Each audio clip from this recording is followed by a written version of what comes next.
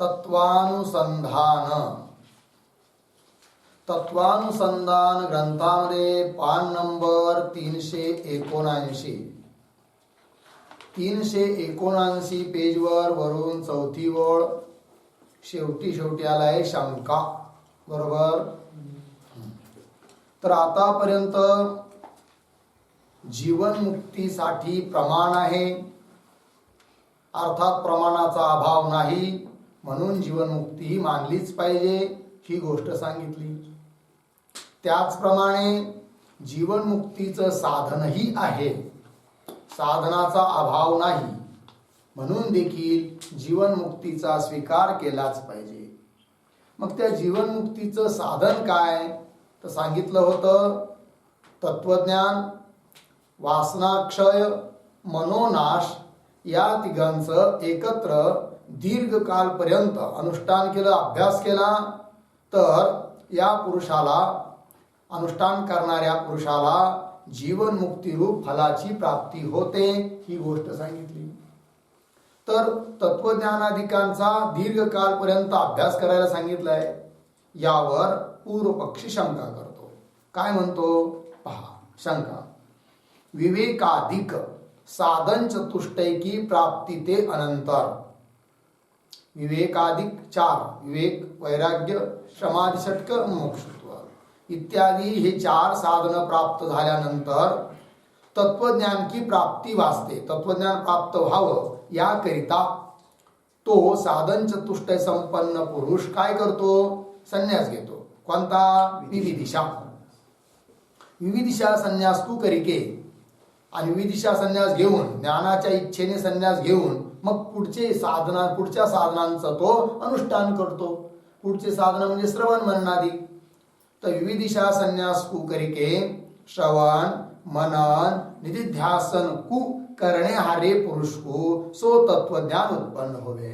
आणि अशा क्रमाने साधनाचं अनुष्ठान करणारा जो पुरुष आहे त्याच्या ठिकाणी तत्वज्ञान उत्पन्न होतं.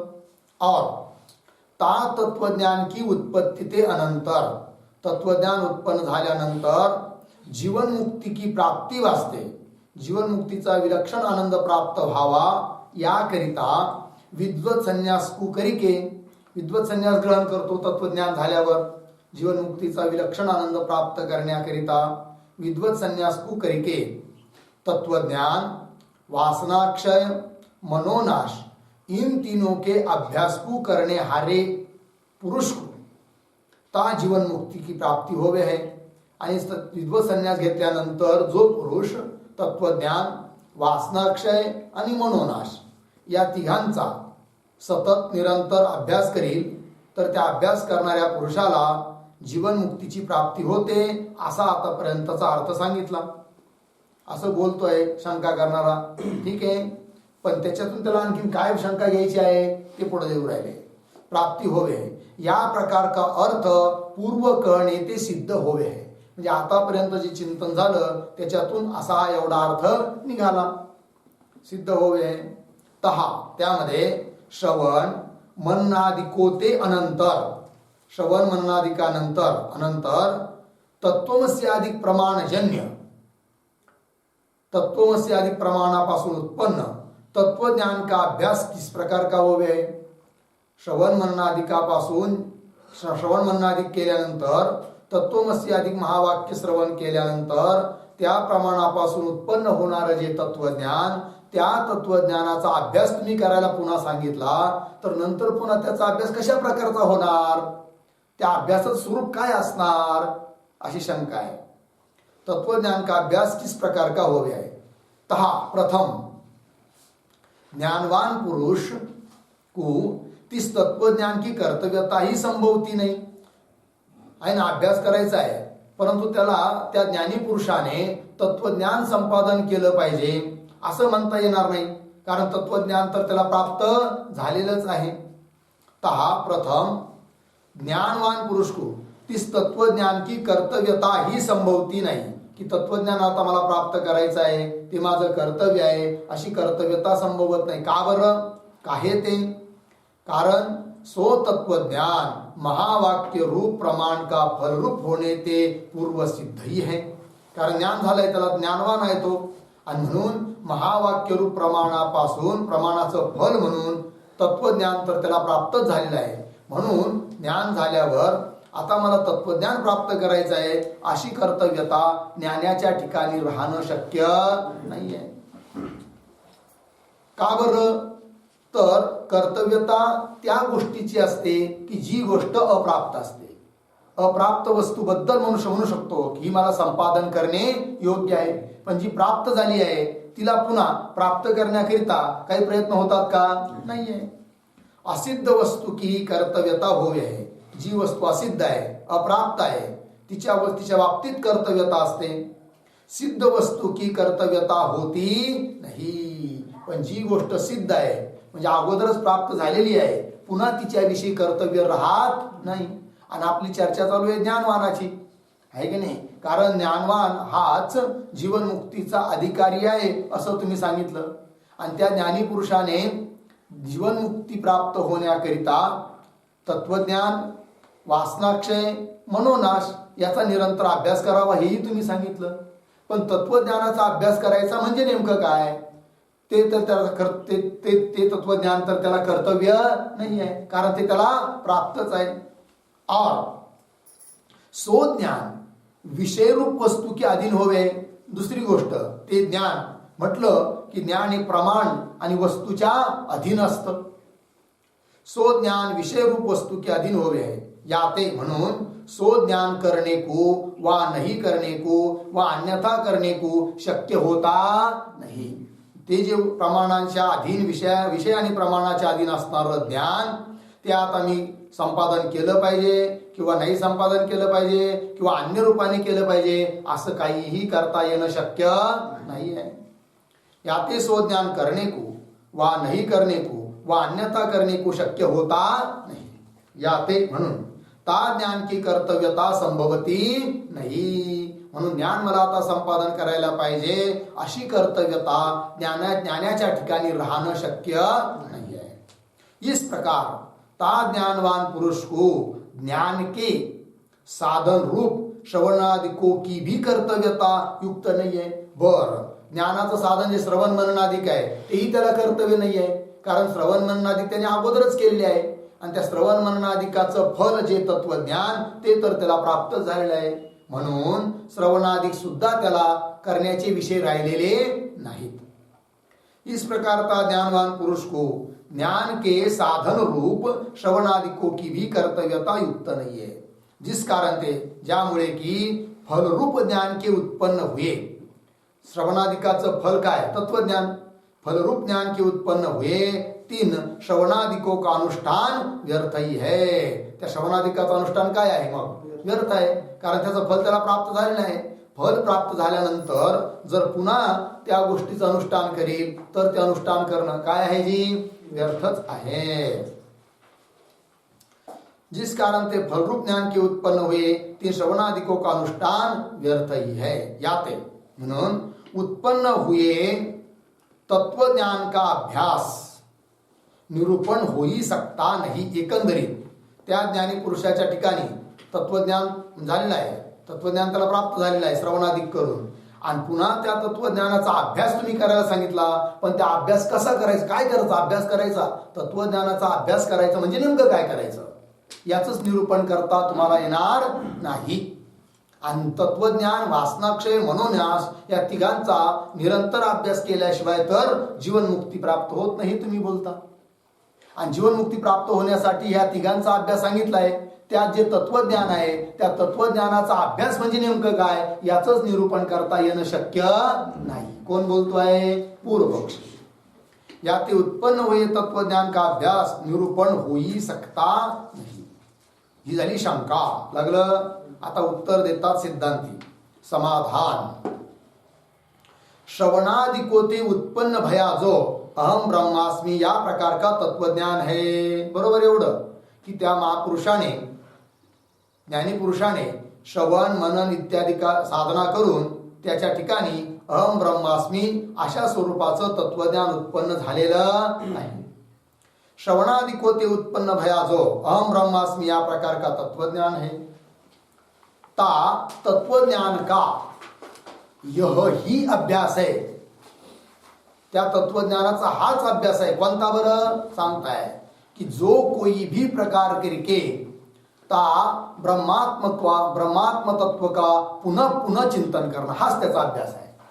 अभ्यास म्हणजे दुसरं काही अभ्यास नाही आहे, त्याला कर्तव्य पण नाही आहे, कारण त्याला ज्ञान प्राप्त झालेलंच आहे. म्हणून आता मला ज्ञान प्राप्त करायला पाहिजे असं कर्तव्य सुद्धा आता ज्ञानाच्या ठिकाणी राहिलेलं नाही. पण त्याने तत्वज्ञानाचा अभ्यास करायचा म्हणजे काय बरं, तर ती गोष्ट या पंक्तीत सांगितली, जो कोई भी प्रकार करके, कोणत्याही प्रकाराने का होईना, ता ब्रह्मतत्व का, ब्रह्मच मी आहे, मीच ब्रह्म आहे, अशा रूपाने पुन्हा पुन्हा चिंतन करणार. पुन्हा पुन्हा ब्रह्मस्वरूपाचं काय करायचं, चिंतन. म्हणजेच नेमकं काय बरं, आणखीन सांगतात स्पष्ट करून, अर्थात वेदांत शास्त्र के श्रवण करिके, पुन्हा पुन्हा वेदांत शास्त्राचं श्रवण करत करत चिंतन करू द्या ब्रह्माचं, अथवा कथन करिके, किंवा ब्रह्मशास्त्र किंवा वेदांत शास्त्राचं कथन करू द्या दुसऱ्यासाठी. श्रवण दुसऱ्याकडून ऐकणे किंवा दुसऱ्यासाठी कथन करणे, त्या माध्यमातून का होईना सतत ब्रह्मचिंतन करत राहणं म्हणजेच तत्वज्ञानाचा अभ्यास आहे. तर दोन सांगितलं, श्रवण करून अथवा कथन करिके, अथवा आणखीन तिसरा उपाय पुस्तक के अवलोकन करिके. कोणी जर सांगणारा भेटला तर जरी ऐकलेलं असलं तत्वज्ञान श्रवण करण्याची त्याला गरज नसली तरी पुन्हा पुन्हा पुन्हा पुन्हा वेदांत श्रवण करून ब्रह्मचिंतन करत राहणे पहिली गोष्ट, हा ब्रह्माभ्यास, तत्वज्ञानाचा अभ्यास. किंवा सांगण्याकरिता कोणी नाही आपल्यापेक्षा मोठा, परंतु ऐकणारे आहेत, मग अशा ऐकणाऱ्या साधकाकरिता त्या वेदांत शास्त्राचं कथन करणं, त्या माध्यमाने ब्रह्मचिंतन, तो सुद्धा तत्वज्ञानाचा काय आहे, अभ्यासच आहे. किंवा सांगण्यालाही कोणी भेटला नाही, आपल्याला कोणी सांगणारा आता राहिला नाही मोठा, कोणी ऐकणारे पण कोणी नाही आहे, अशा वेळेस काय करावं, काही हरकत नाही, पुन्हा पुन्हा तेच उपनिषदादी ग्रंथ काढून वाचत राहणे, वाचून त्या प्रक्रियानुसार पुन्हा पुन्हा ब्रह्माचं चिंतन करणे, हाच ठरेल काय, तत्वज्ञानाचा अभ्यास. अथवा पुस्तक के अवलोकन करिके, तीन मार्ग सांगितले. अथवा किंवा आणखीन उपाय पठन पाठन करिके, त्या श्रुतींना कंठस्थ केलं, चिंतन केलं आहे, तर पठन पाठन करिके जो ता ब्रह्मतत्व का पुन्हा पुन्हा अनुसंधान आहे, कोणत्याही प्रकाराने का होईना त्या ब्रह्मात्म तत्व का, ब्रह्म आणि आत्मा दोन्ही एकच असून तेच माझं स्वरूप आहे, अशा रीतीने पुन्हा पुन्हा अनुसंधान, पुन्हा पुन्हा चिंतन, यालाच म्हणायचं काय, तत्वज्ञानाचा अभ्यास. यह ही ता तत्वज्ञान का अभ्यास जानना, यालाच म्हणायचं तत्वज्ञानाचा अभ्यास. यह तत्वज्ञान के अभ्यास का स्वरूप अन्य ग्रंथ विषयी भी क्या है. अशा रीतीने जे तत्वज्ञानाच्या अभ्यासाचं स्वरूप आतावर आम्ही सांगितलं, हे स्वरूप केवळ आम्हीच सांगतो असं नाही, अन्य ग्रंथांमध्ये देखील आलेलं आहे. तर हा श्लोक, तच्चिंतनम तत्कथनम अन्योन्यम तत्प्रबोधनम एतद एक परत्वम च ब्रह्माभ्यासम विदुर्बुधाः. तिथं बुद्धाः झालंय, काय पाहिजे, बुधाः. ठीक. तच्चिंतनम तत्कथनम अन्योन्यम तत्प्रबोधनम एतद एक परत्वम च ब्रह्माभ्यासम विदुः बुधाः. अन्वय पहा. तच्चिंतनम तत्कथनम अन्योन्यम तत्प्रबोधनम एतद एक परत्वम च बुधाः ब्रह्माभ्यासम विदुः. ठीक. बघा आता, तच्चिंतन, तत् म्हणजे ब्रह्मतत्व, त्या ब्रह्मतत्वाचं चिंतन करणे, त्या ब्रह्मतत्वाचंच कथन करणे, अन्योन्यम परस्परामध्ये त्या ब्रह्मतत्वाचंच एकमेकाला उपदेश करणे, ज्ञान सांगणे, अन्योन्यम तत्प्रबोधन एतद एक परत्वम, एकमात्र ब्रह्मानुसंधान परायण राहणे, एतद एक परत्वम च, यालाच बुधाः ज्ञानी लोक ब्रह्माभ्यास विदु, ब्रह्माभ्यास असं समजतात, जाणतात, बोलतात. अर्थ यह, जीव ब्रह्म का एकत्व रूप जो तत्व है, जीव आणि ब्रह्म दोन्ही एकच आहे, एकत्व रूप जे तत्व आहे, तीच तत्व का जो पुन्हा पुन्हा चिंतन है, पुन्हा पुन्हा चिंतन करणे, तथा अधिकारी मुमुक्षुजनों के प्रति जो तीस तत्व का कथन आहे, तत्कथनम आहे ना. अधिकारी मुमुक्षु लोक जर कोणी असतील तर त्यांच्याकरिता त्या ब्रह्मतत्वाचं कथन करणे, उपदेश करणे, हे झालं कथन. तथा आपणे समान विद्वान पुरुषों के साथ, आपल्या योग्यतेचा कोणी विद्वान पुरुष आला असेल तर त्याच्याबरोबर मिलिके एकत्र बसून जो तीस तत्व का परस्पर बोधन आहे, एकमेकामध्ये परस्पर त्यांचा बोधन ज्ञान सांगणे एकमेकाला, ठीक आहे, इत्यादिक कोई प्रकार करके भी जो एक ब्रह्मात्म तत्व के चिंतन परायणता है, कोणत्याही प्रकाराने का होईना जी एक ब्रह्मात्म तत्व के, ब्रह्म आणि आत्मा एकच आहे, त्या तत्वाविषयी चिंतन परायण असणे यालाच म्हणायचं काय, तत्वाभ्यास, ब्रह्मतत्वाचा अभ्यास. तिसको विद्वान पुरुष ब्रह्माभ्यास कहे, यालाच ब्रह्माभ्यास असं म्हणतात. लागली पंक्ती, पुढे चला. शंकेचं उत्तर दिलं. आता पुन्हा पूर्व पक्षी शंका करतो आहे. काय शंका, कोई प्रकार करके भी ब्रह्मात्म तत्व के चिंतन को जो ब्रह्माभ्यास कहोगे, है नाही, कोई प्रकार करके, कोणत्याही येणं केनं प्रकाराने ब्रह्मतत्वाचं चिंतन करणं याला जर तुम्ही ब्रह्माभ्यास म्हणत असाल तर तो अनधिकारी पुरुषों के प्रति ता ब्रह्मात्म तत्व के उपदेश को भी ब्रह्माभ्यास रूपता होनी चाहिए. एखादा कोणी काय म्हणे, येणं केनं प्रकारे काय ब्रह्मतत्वाचं चिंतन, त्याला ब्रह्माभ्यास म्हणायचं. मग समजा एखादा कोणी विद्वान आहे परंतु ऐकणारे कोणी आलेच नाही, आले पण ते अनधिकारी आले, आणि त्या अनधिकारी पुरुषाकरिता जर तो उपदेश देऊ लागला, ज्ञान सांगू लागला, तर त्यालाही काय म्हणावं लागेल, ब्रह्माभ्यास म्हणावा लागेल. मग तो ब्रह्माभ्यास आहे की नाही अशी शंका.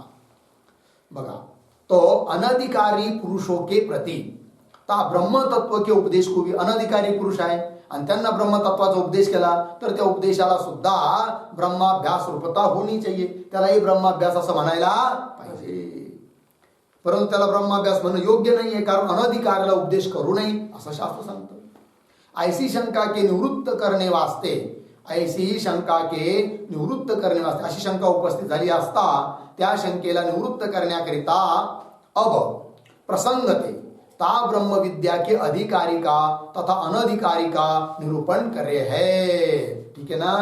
आता शंका उपस्थित झालीच आहे आणि त्या शंकेची निवृत्ती करायची आहे, आणि म्हणून त्या अनुषंगाने प्रसंग प्राप्त आहे म्हणून ब्रह्मविद्येचा अधिकारी कोण आणि अनधिकारी कोण याचं निरूपण करतात.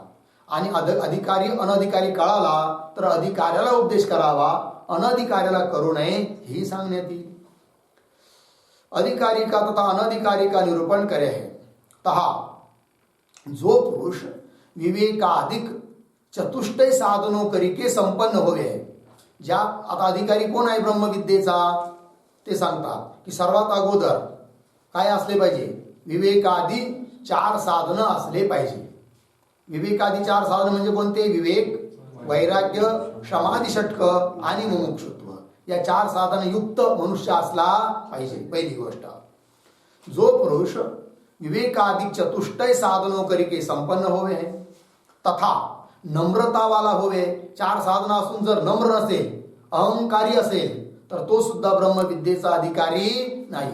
त्याच्या ठिकाणी असली पाहिजे काय, नम्रता. तथा नम्रता वाला होवे, तथा आणखीन शिष्य भाव करके युक्त होवे है, शिष्य भावाने राहतो, ठीक आहे की नाही, शिष्य भाव करके युक्त होवे है. तथा गुरु ईश्वर विषय भक्ती वाला होवे, गुरु आणि ईश्वर यांच्याविषयी अत्यंत निष्ठा श्रद्धा असणारा असला पाहिजे, भक्तीवाला होवे है. तथा आणखीन गुरु वेदांत वाक्य विषय, गुरु वाक्य आणि वेदांत वाक्य त्या वाक्याविषयी विश्वासवाला होवे है. त्या वाक्यावर, गुरुवाक्य वेदांत वाक्य या वाक्यावर त्याचा अत्यंत विश्वास असला पाहिजे, विश्वासवाला होवे है.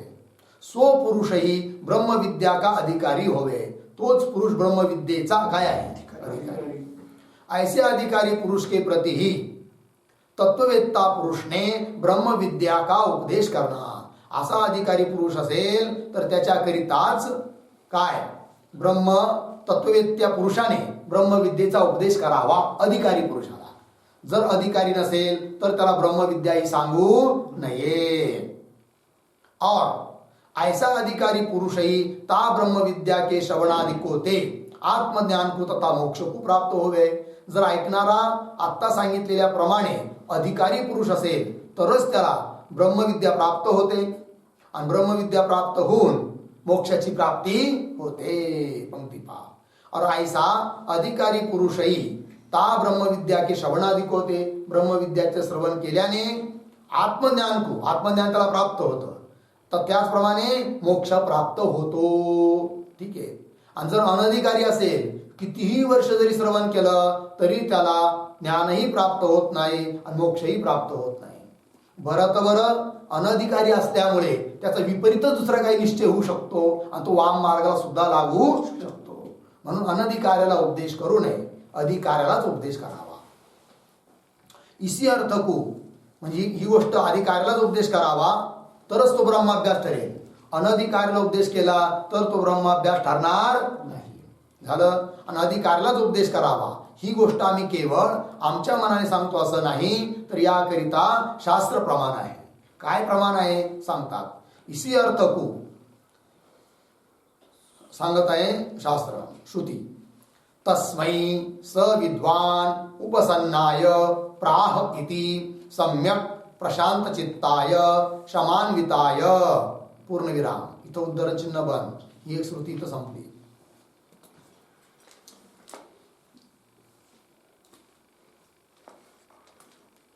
हिचा अर्थ एकदा बघू. पदच्छेद अन्वय. तस्मै स विद्वान उपसन्नाय प्राह इति सम्यक प्रशांत चित्ताय शमान्विताय. अन्वय. सह विद्वान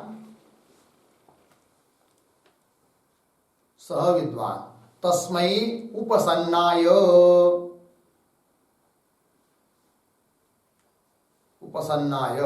सम्यक प्रशांत चित्ताय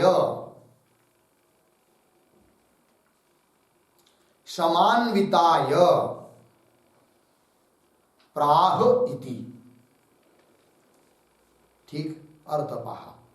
तर स विद्वान तो विद्वान पुरुष तस्मै उपसन्नाय त्या अधिकारी आणि उपसन्न अर्थात शरण आलेला जो पुरुष अधिकारी असावा, शरण आलेला असावा. पुन्हा सम्यक प्रशांत चित्ताय चांगल्या प्रकारे ज्याचं चित्त शांत झालेलं आहे. शमान्विताय शमदम इत्यादिकांनी अन्वित अर्थात युक्त आहे चित्त ज्याचं, अशा पुरुषालाच प्राह उपदेश द्यावा इति. पुढे. येन अक्षरम पुरुषम वेद सत्यम प्रोवाच ताम तत्वतः ब्रह्मविद्याम. इथं उद्धरण चिन्ह पूर्ण. ही एक स्वतंत्र श्रुती आहे.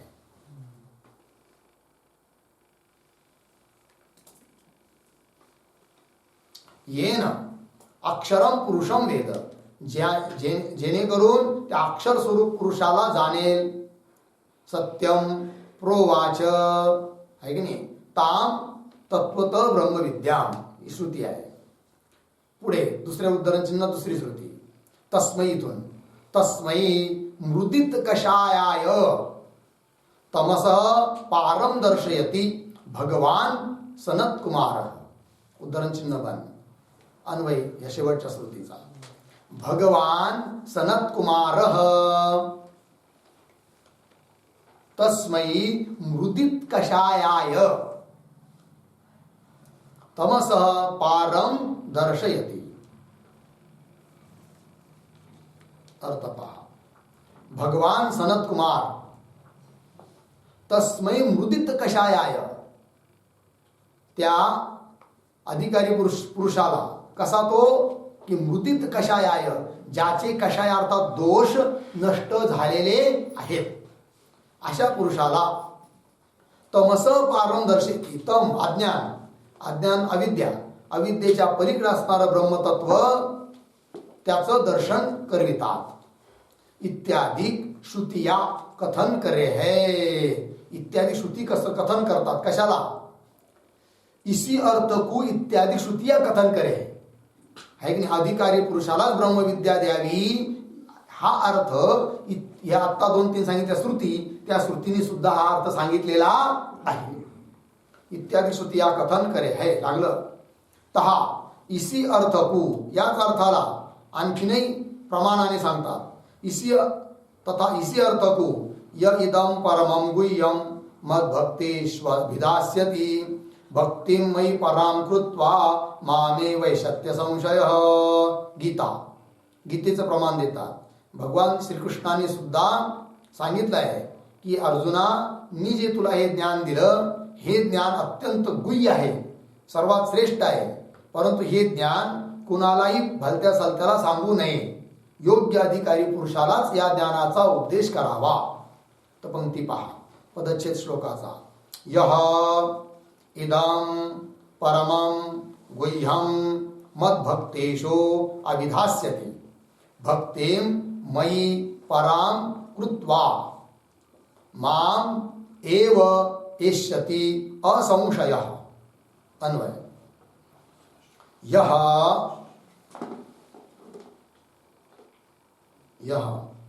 मयि परां भक्तिं कृत्वा, मयि परां भक्तिं कृत्वा. लागलं माग. इदं परमं गुह्यं मद्भक्तेषु अभिधास्यति.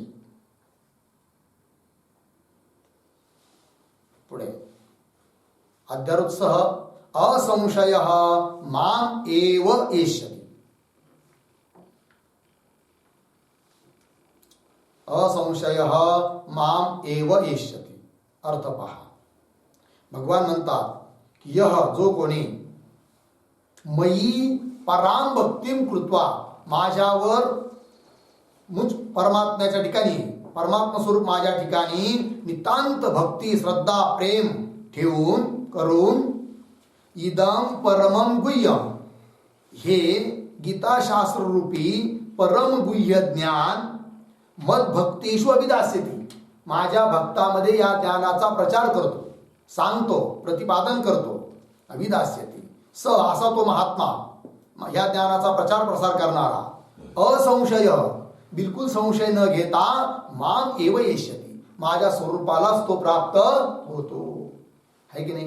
ज्ञानाचा प्रचार करणारा. पण कुठं? मद्भक्तेषु अभिधास्यति असं म्हटलंय. अर्थात अधिकारी पुरुषालाच त्याचा उपदेश करावा, ज्ञानाचा उपदेश करावा, की ज्यांची माझ्यावर अत्यंत श्रद्धा आहे, किंवा अधिकारी म्हणून जो वर सांगितला आहे अशा अधिकारी पुरुषालाच उपदेश द्यावा, हे सांगितलं. आणखीन पुढं. न च तस्मान् मनुष्येषु कश्चिन्मे प्रियकृत्तमः भविता न च मे तस्मा धन्यः प्रियतरो भुवि. पदच्छेद. न च तस्मात् मनुष्येषु कश्चित् मे प्रियकृत्तमः भविता न च मे तस्मात् अन्यः प्रियतरः भुवि. अन्वय. मनुष्येषु कश्चित्, माग तस्मात्, पुढे मे प्रियकृत्तमः, मागे च न,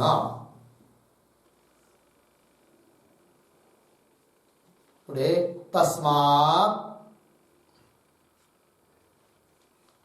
तस्मात् च अन्यः, अन्यः भुवि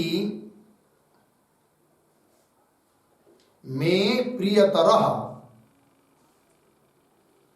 मे प्रियतरः न भविता, न भविता. अर्थ पहा. भगवान सांगतायत मनुष्येषु, सर्व मनुष्यांमध्ये, कश्चित, कोणी सुद्धा, तस्मात् मे प्रियकृत्तमः च न च, म्हणजे जो या परमगुह्य गीतारूप तत्वज्ञानाचा माझ्या भक्तामध्ये जाऊन प्रचार प्रसार करतो, त्याच्यापेक्षा आणखीन दुसरा कोणी प्रिय मला नाही. अर्थात तोच सर्वात जास्त प्रिय आहे असं भगवंत बोलतात. मनुष्यांमध्ये कष्टीत कोणीही तस्मात उपदेश देणारा, तत्वज्ञान गीता तत्वज्ञानाचा उपदेश सांगणारा त्याच्यापेक्षा तस्मात मी माझ्याकरिता प्रियकृत्तम च न, दुसरा कोणीच नाही आहे.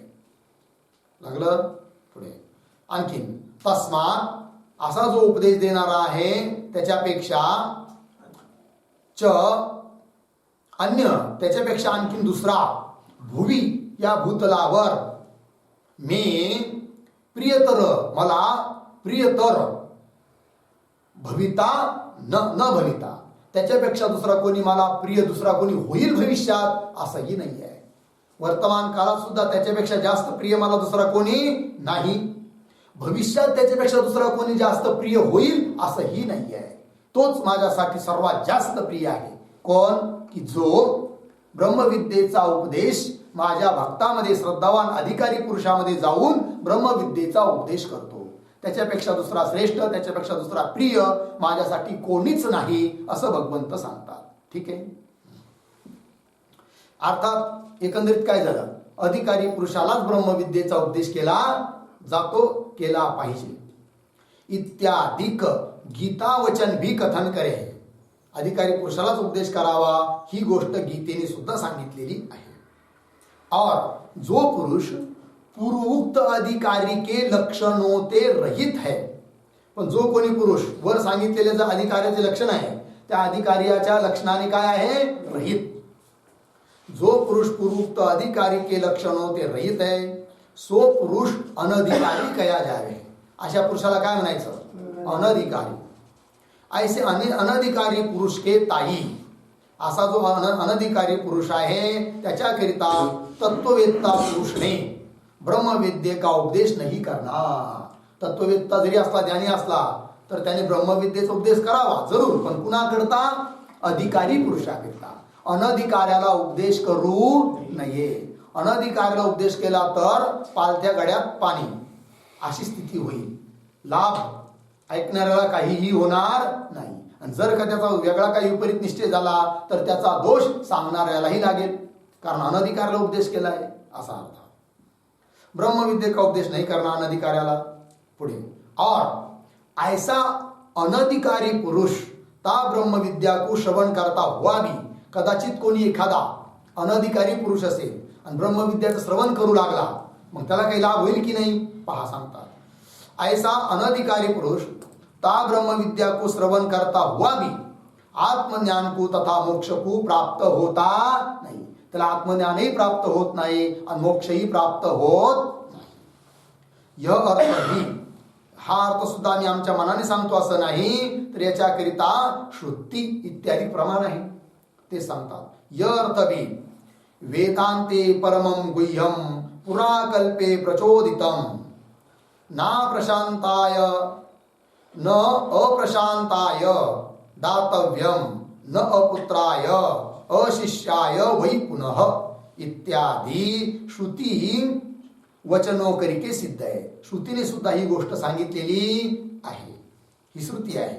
काय म्हटलं? वेदांते परमं गुह्यम पुरा कल्पे प्रचोदितम न अप्रशांताय दातव्यम न अपुत्राय अशिष्याय वै पुनः. अन्वय. पुराकल्पे प्रचोदितम,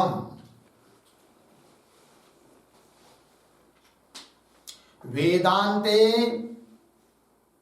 परमं गुह्यम अप्रशांताय न दातव्यम अपुत्राय अशिष्याय वै पुनः न. ठीक अर्थ पहा. पुराकल्पे प्रचोदितम, पूर्वकल्पामध्ये कथन केलेलं हे ज्ञान प्रचोदितम. वेदांते, जे की वेदाच्या अंतिम भागामध्ये आहे, उपनिषद विद्या ज्याला म्हणतात, ब्रह्मविद्या ज्याला म्हणतात, तर परमं गुह्यम असं हे ज्ञान अप्रशांताय, ज्याचं चित्त शांत झालेलं नाही, अर्थात जो शम दमाधिकाने युक्त नाही, आहे की नाही, अशा पुरुषाला न दातव्य, द्यायला नाही पाहिजे. ज्याचं चित्त शांत आहे, शम दम इत्यादिकाने युक्त आहे, श्रद्धावान आहे, अशा पुरुषालाच ही ब्रह्मविद्या द्यायला पाहिजे. अप्रशांताय न दातव्य.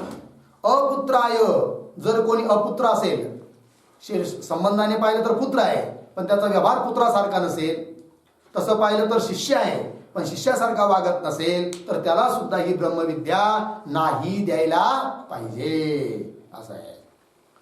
लागला अर्थ. अपुत्राय अशिष्याय वै पुनः न इत्यादी श्रुती वचनो करिके सिद्ध आहे. लागला अर्थ. तथा, त्याचप्रमाणे आणखीन प्रमाण. इदंते ना तपस्काय ना भक्ताय कदाचन न चा शुश्रूषवे वाच्यम न च माम योभ्यसूयती. भगवंताने गीतेत सांगितलेलं आहे. काय म्हणतात पहा. इदम ते न अतपस्काय न अभक्ताय कदाचन न च अशुश्रूषवे वाच्यम न च माम यह अभ्यसूयति. अन्वय. इदम ते अतपस्काय न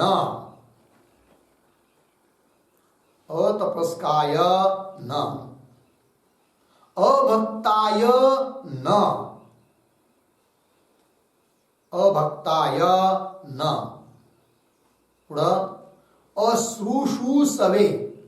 अशुश्रूषवे च न. अशुश्रूषवे माग च न. लागले एवढं. पुन्हा आणखी. यह माग च माम अभ्यसूयति.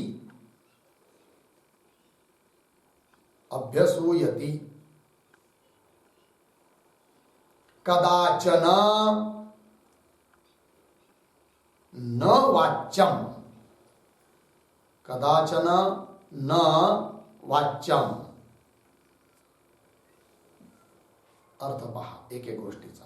इदम ते अतपस्काय, हे जे ज्ञान आहे ते अतपस्काय न, तपश्चर्याने रहित आहे, त्याला हे ज्ञान देऊ नये. अतपस्काय न.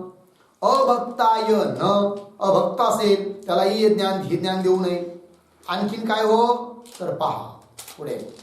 अशुश्रूषवे, ज्याला श्रवण करण्याची इच्छा नाही आहे किंवा ज्याच्या ठिकाणी सेवाभाव नाही आहे, अशा पुरुषाला देखील च न, ही विद्या देऊ नये. आणखीन कुणाला देऊ नये तर यह, जो, भगवान म्हणतात जो च माम अभ्यसूयती, जो माझा परमेश्वर असणारा जो मी, त्या माझा द्वेष करतो जो कोणी, आहे की नाही, माझ्या अलौकिक सामर्थ्याला न समजता एक साधारण मनुष्यधारी समजून जो कोणी माझा द्वेष करतो, अभ्यसूयती, द्वेष करतो, त्याला देखील कदाचन, चुकून सुद्धा, कधीच काय न वाच्य, ही ब्रह्मविद्या द्यायची नाही. चार सांगितले आहेत. काय? अतपस्व्याला सांगायची नाही, अभक्ताला सांगायची नाही, ज्याच्या ठिकाणी सेवाभाव किंवा श्रवण करण्याची इच्छा नाही त्यालाही सांगायची नाही, आणि जो भगवंत म्हणतात जो माझी निंदा करतो, है की नाही, त्याला देखील ही ब्रह्मविद्या सांगायची नाही. अर्थात अधिकारी पुरुषालाच ब्रह्मविद्या सांगितली पाहिजे. इत्यादिक गीता वचन करिके भी सिद्ध आहे. लागला अर्थ. तथा, आणखीन अन्य स्मृती विषयी भी काय आहे, अन्य स्मृतीमध्ये देखील ही गोष्ट सांगितलेली आहे. हा श्लोक काय बरं. अशिष्याय अविरक्ताय यत्किंचित उपदिश्यते तत्प्रयाति अपवित्रत्वं गोक्षीरम श्रोद्रुतौ यथा. बघा आता पदच्छेद. अशिष्याय अविरक्ताय यत्किंचित उपदिश्यते तत् प्रयाति अपवित्रत्वं गोक्षीरम श्रोद्रुतौ यथा अन्वय पहा. पूर्वार्ध सरळ आहे. अशिष्याय अविरक्ताय यत् किंचित उपदिश्यते. पुढे तत् अपवित्रत्वं प्रयाति. अपवित्रत्वं प्रयाति. झालं. यथा गोक्षीरम श्वधृतौ. अर्थ पहा. अशिष्याय, जर कोणी अशिष्य असेल, म्हणजे ज्याच्या ठिकाणी शिष्यभाव नाही आहे, नम्रता नाही आहे, श्रद्धा नाही आहे, असा पुरुष असेल अशिष्य, त्याला ही विद्या द्यायची नाही. जर दिली तर कशी ठरेल ती विद्या हे सांगतात. अशिष्याय अविरक्ताय, पुन्हा या विद्येला ग्रहण करणारा कसा असला पाहिजे? विरक्त असला पाहिजे, वैराग्यशील. अविरक्त असेल, अशिष्य असेल तर त्याला यत्किंचित उपदेश येते, थोडाफार काही जरी उपदेश केला तर तो उपदेश कसा ठरतो? तर अपवित्रत्वं प्रयाति, अपवित्र ठरतो. आहे की नाही? त्याच्यापासून काही ऐकणाऱ्याला पवित्रता येणार नाही आहे, काही लाभ होणार नाही आहे. अपवित्रत्वं प्रयाति. कशाप्रमाणे? दृष्टांत देऊन सांगतात. यथा, ज्याप्रमाणे. गोक्षीरम, गाईचं दूध अत्यंत पवित्र मानले गेलेलं आहे, पण तेच गाईचं दूध जर श्वधृतौ, एखादा कुत्रा आहे, कुत्रा, आणि त्याच्या चमड्या काढून त्याचं कोणी काहीतरी पात्र बनवलं आहे, द्रोणा वगैरे, आणि त्याच्यात ते दूध टाकावं, तर गाईचं दूध जरी पवित्र असलं तरी त्या कुत्र्याच्या चमड्याच्या पात्रात टाकल्या गेल्यामुळे ते अपवित्र होऊन जातं. त्याप्रमाणे अनधिकाऱ्याला दिलेली विद्या सुद्धा अपवित्र ठरते, काही तिच्यापासून लाभ होत नाही. अर्थय, या श्लोकाचा अर्थ देऊ राहिले. जो पुरुष शिष्यभाव ते रहित है तथा वैराग्य ते रहित है, ऐसे अनधिकारी पुरुष के ताई, अशा अनधिकारी पुरुषाला जो काही उपदेश करता है सो उपदेश अपवित्र भाव को ही प्राप्त होवे, अपवित्र होऊन जातो. जैसे श्वान की त्वचा विषय पाया हुआ गौ का क्षीर. श्वान म्हणजे कुत्रा, त्याच्या त्वचेमध्ये प्राप्त झालेलं गाईचं दूध अपवित्रता को प्राप्त होवे, अपवित्र होऊन जातं. त्याप्रमाणे लागलं. पुढे किंवा य उक्त अर्थ अन्य स्मृती विषयी भी काय आहे? अन्य स्मृती ग्रंथात देखील म्हटलेलं आहे. काय? ता श्लोक ना पृष्ठ कस्यचित् ब्रूयान न चान्यायेन पृच्छतः जानन्नपि च मेधावी जडवल्लोकमाचरेत्. ठीक, पदच्छेद पहा. न अपृष्ट कस्यचित् ब्रूयात् न च अन्यायेन पृच्छतः जानन् अपि च मेधावी जडवत लोकम आचरेत. अन्वय. मेधावी, ठीक, अपृष्टः कस्यचित् न ब्रूयात्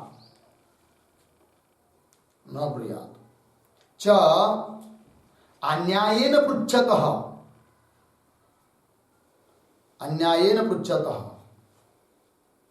न अन्यायेन पृच्छतः न, अर्थात न ब्रूयात इत्यर्थ. पुढे जानन अपि च जडवत लोकम आचरेत. जानन अपि च जडवत लोकम आचरेत. अर्थ पहा. मेधावी अर्थात विद्वान पुरुष. अपृष्ट कस्यचित न ब्रूयात. समजा ज्ञानी आहे पण त्याला जर कोणी विचारलीच नाही, ब्रह्मविद्या किंवा ज्ञान किंवा काही प्रश्न केला नाही, विचारलं नाही तरी देखील त्या ब्रह्मवेत्या पुरुषाने किंवा ज्ञानी पुरुषाने उपदेश करू नये. आहे की नाही? म्हणून म्हटलेलं आहे ना, काय? परिप्रश्नेन सेवया. श्री गुरूंना जाऊन सेवा वगैरे करून त्यांना प्रश्न करावा. तद्विद्धी प्रणिपातेन परिप्रश्नेन सेवया. प्रश्न करावा, विचारावा. जर विचारलं नाही तर सांगणार नाही, कारण तसा विधी आहे. अपृष्ट कस्यचित न ब्रूयात. जर न विचारताच जर सांगू लागला तर ऐकणारा ध्यान देऊन ऐकेलच हे सांगता येत नाही. कदाचित तो म्हणू शकतो आम्ही कुठं तुम्हाला विचारलंय, आहे की नाही, म्हणून विचारल्याशिवाय सांगू नाही. तर तेच म्हटलंय मेधावी अपृष्ट कस्यचित न ब्रूयात. आणखीन काय बरं, न ब्रूया झालं. च अन्यायेन पृच्छत न, समजा एखाद्याने विचारलं, प्रश्न केला, परंतु विचारण्याची पद्धत ठीक नाहीये. अन्यायेन पृच्छत, अन्यायाने विचारलं. अन्यायाने विचारणं म्हणजे काय, मर्यादेचं उल्लंघन करून विचारणं, की ज्या भावाने, ज्या श्रद्धेने, ज्या स्थितीने विचारायला पाहिजे तसं नाही विचारलं. गुरु बसले आहेत, आहे की नाही, आणि हा त्यांच्यापेक्षा उच्च आसनावर जाऊन बसला आणि मग विचारतो, किंवा उभं राहून विचारतोय, किंवा मोठ्या आवाजात विचारतोय, मर्यादेचं उल्लंघन करून विचारतोय. अन्यायाने पृच्छत, तरी देखील त्यालाही सांगू नये. च अन्यायाने पृच्छत न, मग कदाचित समजा विचारला असं कोणी अन्यायाने वगैरे मर्यादेचं उल्लंघन करून, मग त्या प्रश्नाचं उत्तर जरी कोणी जाणत असला तरी जाननपी, उत्तर जाणत असून देखील जडवत लोकम आचरेल, की मला काही माहित नाही बाबा, मला येत नाही, असं आचरण करावं, सांगू नये. लागला अर्थ. चला अर्थ य विद्वान पुरुष प्रत्यक्ष चैतन्य ते नहीं, यह विद्वान पुरुष प्रश्न करते विना कोई कुबी उपदेश नहीं करे. प्रश्न केल्याशिवाय कुणालाही उपदेश त्याने करू नये. तथा अन्याय करके पूछने हारे पुरुष के प्रति, एखाद्याने विचारलाय पण कसं, अन्यायाने, मर्यादेचं उल्लंघन करून विचारलाय, त्यालाही उपदेश करू नये. तथा अन्याय करके पूछने हारे पुरुष के प्रति भी उपदेश नहीं करे. लागलं. किंतु सर्व अर्थ को जानता हुआ भी, उत्तर जाणतोय, माहिती आहे, सर्व माहिती आहे, तरी पण यह विद्वान पुरुष लोक विषय जडकी नाही विचारे, म्हणजे अज्ञानाप्रमाणेच राहावं, सांगू नये. जडकी नाही विचारे है इति. याते एकंदरीत काय झालं, याते अधिकारी पुरुषों के प्रति, अधिकारी पुरुषों के प्रति जो ब्रह्मात्म तत्व का उपदेश है, सो उपदेश ही ब्रह्माभ्यास कहा जावे. पूर्व पक्षाने प्रश्न विचारला होता, काय की येन केन प्रकारे होणारं जे ब्रह्मचिंतन त्याला तुम्ही ब्रह्माभ्यास म्हणता, तर मग एखाद्याने अनधिकारी पुरुषाला जर उपदेश केला तर तो सुद्धा ब्रह्माभ्यास ठरेल का, असा प्रश्न होता. तर उत्तर दिलं काय की नाही. तर अधिकारी कोण असतो, अनधिकारी कोण असतो हे सारं सांगितलं. आणि अधिकाऱ्याला जो उपदेश काय, अधिकारी पुरुषाला केलेला उपदेश तोच ब्रह्माभ्यास ठरतो, अनधिकारी पुरुषाला केलेला उपदेश ब्रह्माभ्यास ठरत नाही. हा निर्णय झाला, शंकेचं उत्तर पूर्ण झालं. सो उपदेश ही, जो ब्रह्मात्म तत्व का उपदेश है, सो उपदेश ही याते अधिकारी पुरुष के प्रति, अधिकारी पुरुषाकरिता जो ब्रह्मात्म तत्व का उपदेश है, सो उपदेश ही ब्रह्माभ्यास कहा जावे है. लागले एवढं. अनधिकारी पुरुषों के प्रति ब्रह्मात्म तत्व का उपदेश ब्रह्माभ्यास कहा जावे नहीं, यह सिद्ध भया इति. अनधिकारी पुरुषाकरिता जर ब्रह्मतत्वाचा कोणी उपदेश करील तर तो उपदेश ब्रह्माभ्यास होऊ शकत नाही, कया जावे नाही, यह सिद्ध भया. लागले का. आता पुन्हा पुढे पूर्व पक्षी शंका करतोय, पण त्याचा विचार आपण नंतर करू. ओम पूर्णमदः पूर्णमिदं पूर्णात् पूर्णमुदच्यते पूर्णस्य पूर्णमादाय पूर्णमेवावशिष्यते. ओम शांति शांति शांति.